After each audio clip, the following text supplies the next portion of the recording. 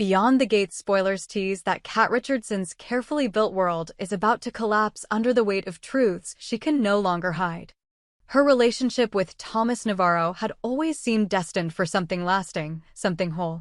Thomas was a symbol of stability in her life, a man who exuded kindness and quiet confidence, who carried himself with dignity. But beneath Kat's poised exterior and controlled demeanor was a secret buried deep in scar tissue, a secret that could unravel everything. She was infertile. 3 years earlier, during what was supposed to be a routine surgery to remove ovarian cysts, complications led to a devastating diagnosis. Kat had developed severe intrauterine adhesions. The words of her doctor still echoed in her head. The chances of natural conception are extremely slim. Since then, Kat had lived in quiet denial. She'd mastered the art of pretending. Even as her bond with Thomas deepened, even as they spoke in coded dreams about children and family, she said nothing. But silence had its price. Before Thomas, there had been Adrien Langford, a journalist whose obsession with the town's mysterious gate had brought him to the community in the first place. For Kat, Adrien was never love. He was an escape. During their brief 3-month affair, she tried to defy her diagnosis to get pregnant, to reclaim what fate had stolen. It was reckless, fueled by grief and a need to prove something to herself. But it ended in disappointment. And when Adrien left town, he took nothing with him but memories and a set of revealing text messages. The only person Kat trusted with the truth was Chelsea Hamilton. Chelsea had always been her confidant, her moral compass.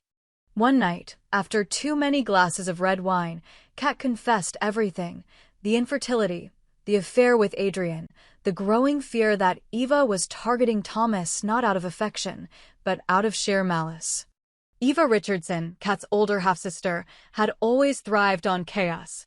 Where Kat sought control, Eva sought domination. Eva didn't care about Thomas. What she craved was the victory of taking what Kat wanted most. Subtle at first, her flirtations with Thomas escalated quickly, lingering touches, suggestive glances, manipulative moments designed to stir doubt. It was all part of the game for her. And she had an ace up her sleeve: the saved messages from Kat's tryst with Adrien. Thomas, meanwhile, began to sense something was wrong. He couldn't put it into words, but Kat was distant, often distracted. He attributed it to stress, maybe cold feet. What he didn't know was that Kat had been living in fear of losing him. She watched the growing closeness between Thomas and Eva with quiet dread, afraid to ask questions she might not be ready to hear the answers to. The breaking point came during the neighborhood's annual charity gala. Kat had spent weeks organizing the event alongside Thomas, ensuring everything would be perfect. But Eva had her own plans. With a devilish sense of timing, she kissed Thomas backstage after his speech, knowing Kat was watching from the wings. Thomas pulled away immediately, shocked and angry. But the damage had been done. Kat, crushed and spiraling, nearly walked out then and there. Chelsea stopped her. "You can't let her win like this," she said. Tell him everything." Kat hesitated. But before she could decide, Eva struck the final blow. At the gala's peak, just as the auction began, Eva sent out a mass text message to select attendees, including Chelsea and Thomas. Attached was a screenshot of Kat's old message to Adrien: "If it doesn't work with Thomas, at least I tried with you. I failed, but I tried." The reaction was immediate. Murmurs, glances, judgment in every direction. Thomas looked at Kat, stunned. Chelsea turned to her, eyes wide in horror. "This has gone too far," she whispered. Kat knew she had no time left. She stood on the small stage, trembling. But her voice was clear. "I need to say something." And she did. She told the truth. The infertility. The affair. The fear. The shame. The love she felt for Thomas, and the pain of hiding behind a mask. Thomas sat frozen. So did the room. But slowly, something shifted. The rawness of Kat's confession, her vulnerability, broke through the fog of scandal. Thomas stood. He didn't say a word. He simply walked to her side, took her hand, and faced the crowd. Eva left the room. The fallout was swift. Eva became the subject of whispered condemnation. Her allies vanished. The messages she sent were leaked online, painting her as a manipulator and saboteur. Tomas and Kat, now united in honesty, faced a different challenge: rebuilding. But the story didn't end there. Adrien Langford resurfaced, summoned by Eva's growing desperation. She met him in private, offering him something in exchange for helping her destroy Kat's reputation further or perhaps even target Tomas. Adrien, ever the opportunist, listened. Chelsea caught wind of it. She confronted Eva. "Whatever you think you're doing, stop. You're not just hurting Kat. You're creating something darker. Something dangerous." Eva smiled. "I haven't even started." Rumors of new secrets hidden beyond the gate began to stir again. A death from the past. A disappearance unsolved. Adrien had been digging for years, and now, with Eva's cooperation, he believed he could expose something bigger than Kat's lies. But Chelsea wasn't standing down. With Kat and Tomas finally united and stronger in truth, she vowed to protect them, even if it meant confronting what lay beyond the gate herself. Because this time, the past wouldn't stay buried. The days following Kat's public confession left the town reeling. The air was thick with rumors, but none louder than the silence coming from Eva Richardson. She had vanished. No calls. No texts. Not even Chelsea, who had long since given up on trusting her, could locate her. That wasn't a good sign. Tomas stayed by Kat's side, but the toll of everything weighed heavily. He had been pulled into a story much larger than betrayal. His faith and love had been tested, his pride bruised, but he knew Kat's courage that night meant more than anything Eva could ever destroy. Still, he couldn't ignore the shadow Eva had left behind and the one walking straight back into town, Adrien Langford. Adrien returned quietly, but Chelsea saw him. She followed him one afternoon, catching him at a coffee shop in a secluded part of town. He was meeting someone. Not Eva. Regina. Or rather, June. It wasn't chance. Adrien had uncovered something years ago about June's past. Now he wanted to trade that secret for information. June had no love for Eva, but Adrien was a different threat. He wasn't chaotic like Eva. He was calculated. Purposeful. Chelsea approached June later that night. "Don't trust him," Chelsea warned. June looked tired. "Older. He has evidence about Eva. I need it. He wants to burn everything down. And Eva will hand him the matches." June hesitated. Then nodded. "I'll be careful." But care couldn't stop what came next. Adrien published the first part of his exposé online, using a shell account to avoid legal blowback. The piece tied Eva Richardson to a decades-old missing persons case near the original Gate City. A woman named Meredith Lang, last seen the same week Eva was reportedly sent away to a private clinic. Meredith, it turned out, had been in contact with Eva multiple times before her disappearance. The article stopped short of accusing Eva directly, but raised enough suspicion to ignite a firestorm. Chelsea confronted Kat and Tomas. She believed Eva wasn't acting alone, that someone had helped her cover up the past. And if Adrien's investigation kept going, they would all be pulled into something much darker than scandal.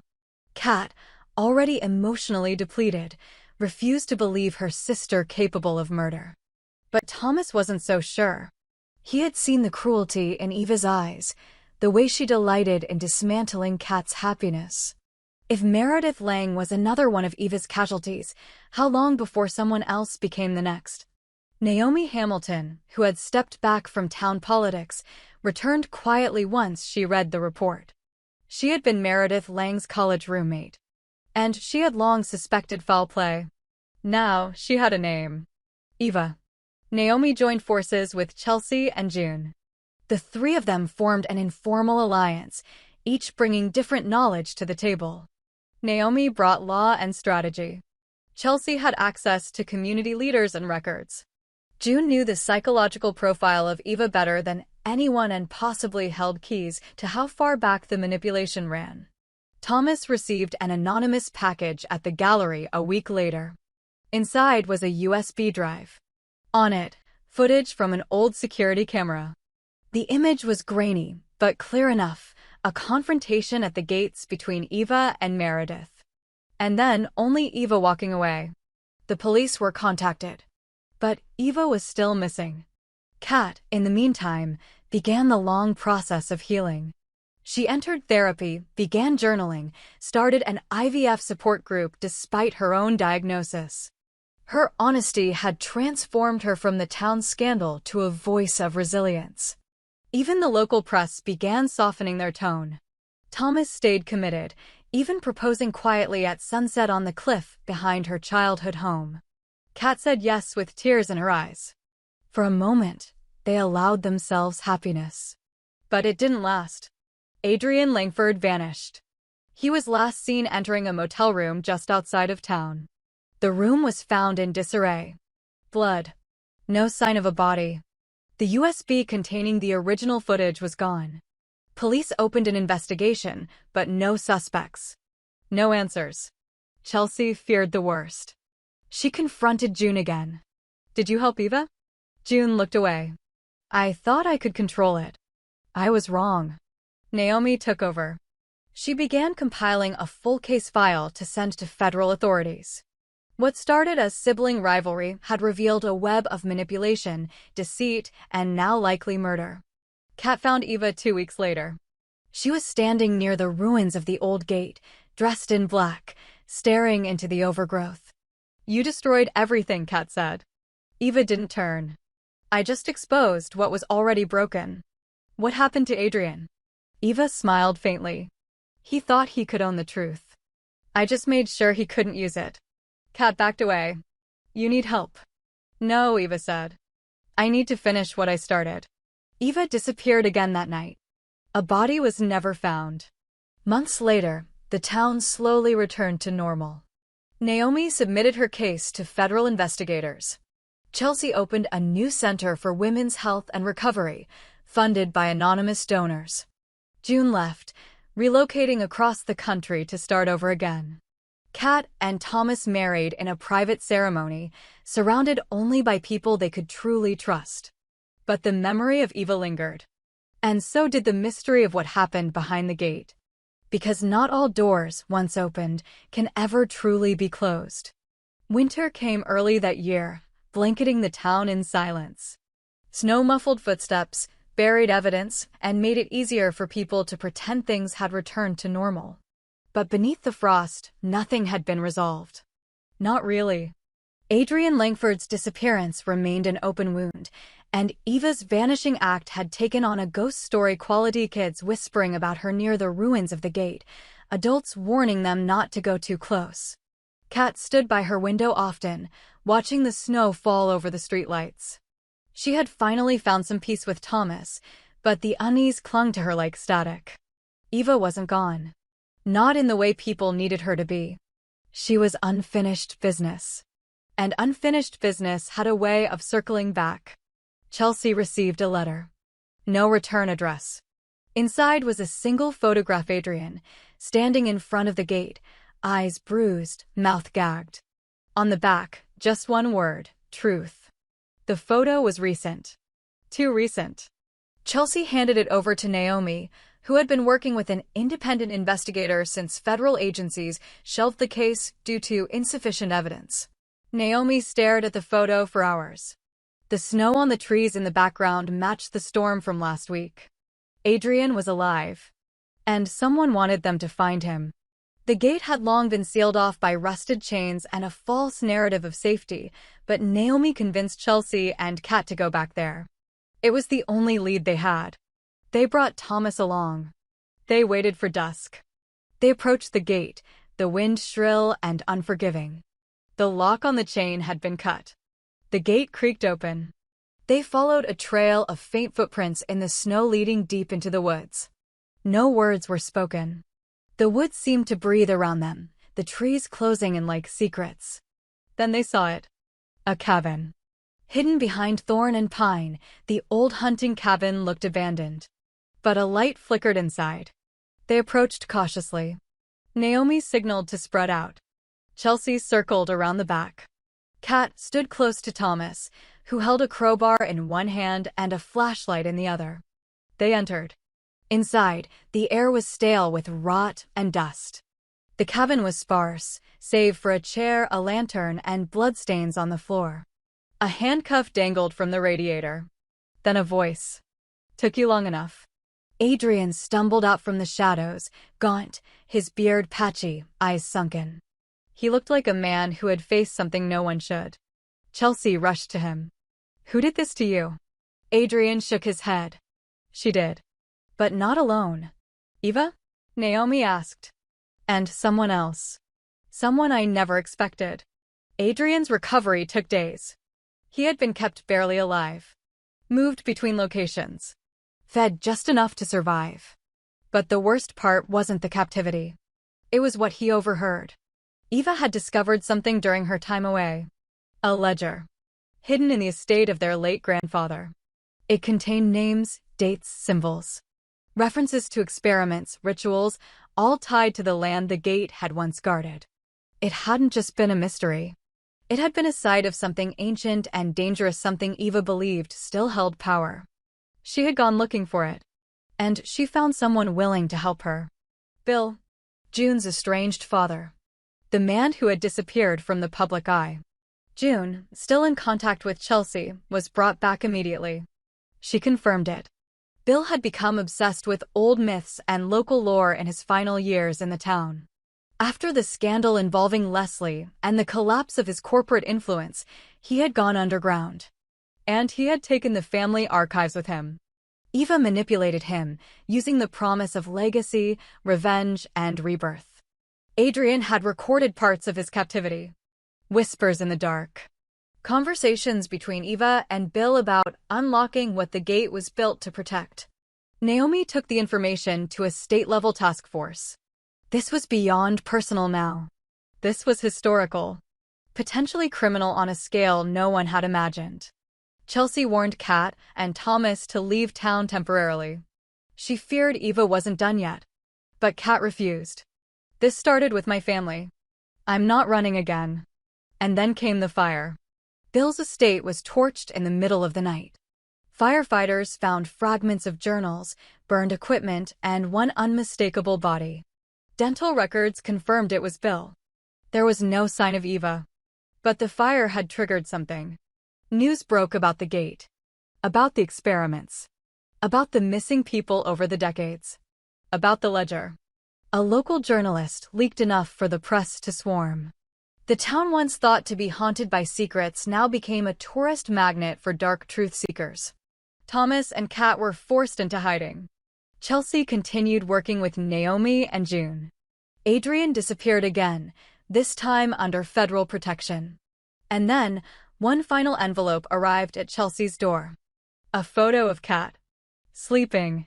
Taken from outside her bedroom window. On the back, "It ends when I say it does." It wasn't just about family anymore. It wasn't about revenge. It was about control. Eva, wherever she was, still held power.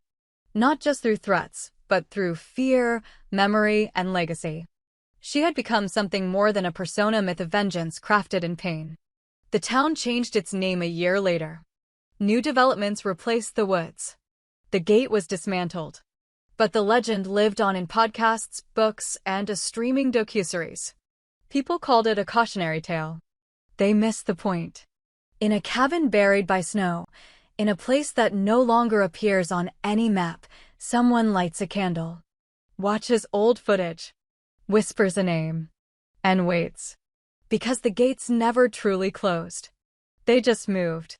And what waits beyond them still remembers every name.